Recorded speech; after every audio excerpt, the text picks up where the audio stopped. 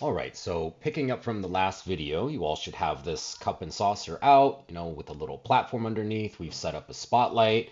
Okay, so we're set up now to begin learning how to assign materials to each of these objects here. Okay, so I did have to unparent some of those objects so I can click them individually here. So you might want to do that as well so that they're not parented.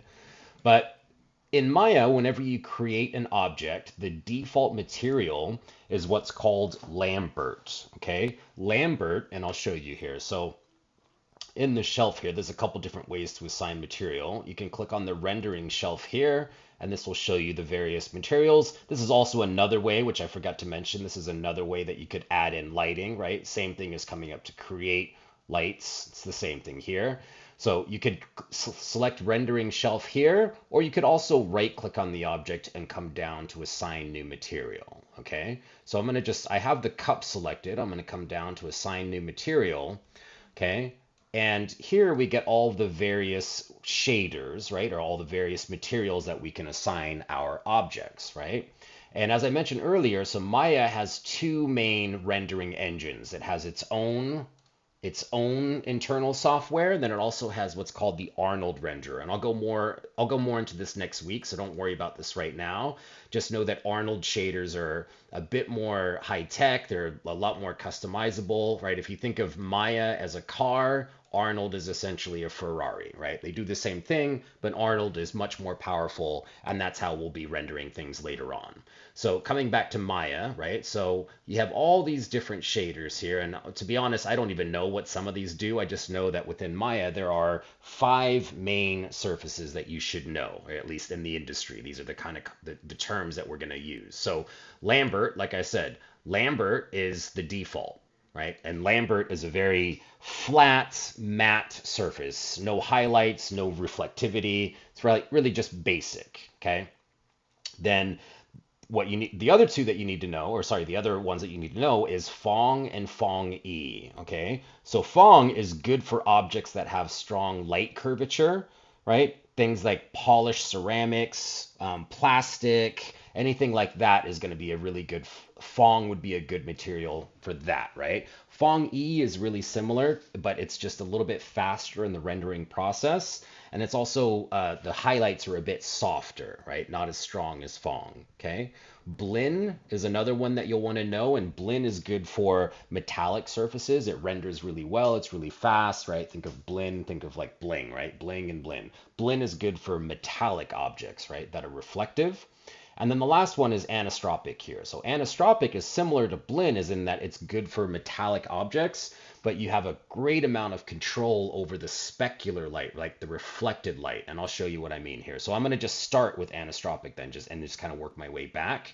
So I have the mug selected, and I'm going to apply this anisotropic surface. Okay. And we see that it brought up, in the attributes here, things that I can play with and manipulate. And let's go ahead and do that here. So I'm going to change the color, right? I'm going to choose I kind of played with this already, but I'm going to choose this kind of deeper blue color. And there's other things that you can affect here, right? Transparency, ambient color. These are things that you can play with on your own, but this is where anisotropic really comes into play, is the specular shading here. So notice, right? Notice I have the light preview on and I can see these highlights. With anisotropic, things that you can do are you can affect the way that these highlights are interacting, right? You can affect kind of the directionality, the spread, you can affect the placement, right? There's all kinds of little things that you can do here. And I've linked kind of a resource that'll go into all of these various attributes in much more detail. And again, a lot of this, some of this is quite complicated. Clearly there's a lot of control that you can have, but these are just the basics of what you need to know. The specular color, right? If you had reflective light, let's just say we had a yellow box sitting next to this mug, right? And depending on how we have the light set up, we can change the color of the reflections here, right? We can change, right? If if light is being reflected, right? We can change that, and we can play around with that intensity, right? So a lot of different things that you can do with anisotropic, but again, the main reason why you would choose this type of material is if you were really wanting to show like a highly reflective, highly polished surface where you would want some control over the way that the highlights are being used. Okay, so I'm going to just undo some of this and show you kind of some of the others, right? So I'm going to assign new material, and let's just say we choose Blinn now. Okay, so notice with Blinn, there's there's different features, but I don't have that same amount of control as I did with the anisotropic, right? So I'm going to go ahead and what I'm going to have you guys do is I'm actually going to have you, I mean, we'll kind of do this together, but we're going to go through and assign a different material to each of these objects. And actually, I'm just going to start with, I in fact am going to use anisotropic on this mug. I kind of choose this blue again, right? And I want to show you that you can also, so in the coming weeks, I'm going to show you how to unwrap objects so we can actually get textures and kind of place them around to wrap around the volume of an object. But today we're just going to focus on the material itself, and we'll get into some of that other complicated stuff a bit later. So for the saucer, let's go ahead and I'm going to assign new material, and this one I'll use Blinn. Okay, but what I want to show you here is that you can also, I'm going to go into face mode. You can also, like for example, if we wanted to pick individual faces, let's say I'm going to click here, I'm going to hold shift and double click to get this whole ring. And then I can assign a new material to those faces that I just highlighted, right? So here let's just say we want to do I don't know, that's a bit intense, but just for the purpose of the exercise and demonstration here, we're just going to put a couple rings around this plate, right? Just to make it a little bit more dynamic. Okay. So then let me do this again here. I'm going to hold shift and I'm going to double click there, right click, assign new material. We'll do Blinn again. And if I want to pick that same color, I can come to color and then there's an eyedropper tool, right? So I can click the eyedropper tool and I can kind of select, the color that I'm seeing. Now the light is affecting it, right? So here I'm going to hit 5. Oops, sorry.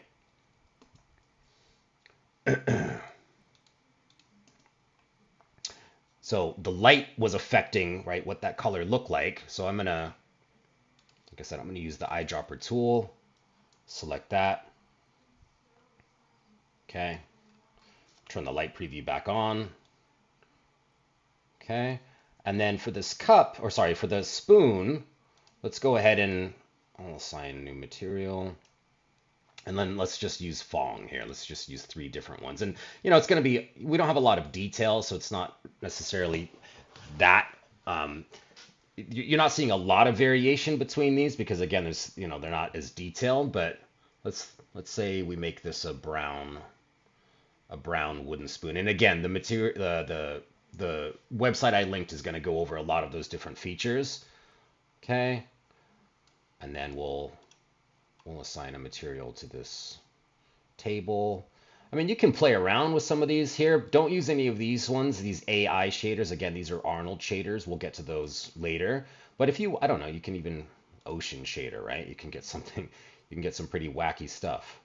Okay, so this is part of the exercise this week. It's simple, it's fast, but this is just my way of kind of seeing that you guys are on top of it and at least following the course content. So the exercise this week is to assign materials to this little cup and spoon and saucer still life. And then the project will be doing this to the entire room that you've done. And I'll make another video going over that here in a moment.